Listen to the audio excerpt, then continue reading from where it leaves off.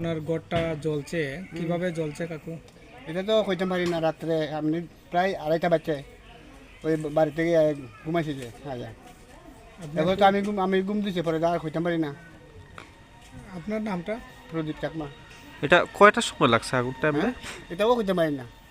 আমি কইতেছি না 2:30 বাজে সে সময় আমি ঘুমাইছি। ওই কেমন ক্ষয়ক্ষতি হয়েছে? ক্ষতি হয়েছে বহুত। ফ্রিজ টিভি সব শেষ, আলমারি গদ্রেজ পালং সালং।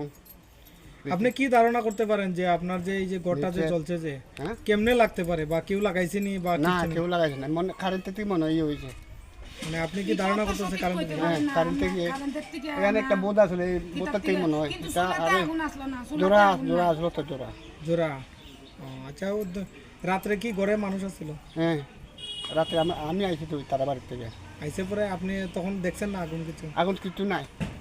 তো কেমনে খবর পাইছেন আগুন জ্বলের? হ্যাঁ, এই সময় যে সময় আমি আইছি সেই সময় আয়া আমি তো লেফটিনে গেছি। লেফটিনে থেকে আয়া হাত পা ধোয়া ভাত খাইলাম।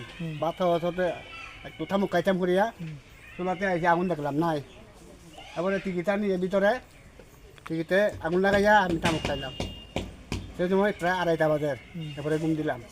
এই খবরটা কোন সময় পাইছেন আগুনটা কোন জ্বলছে?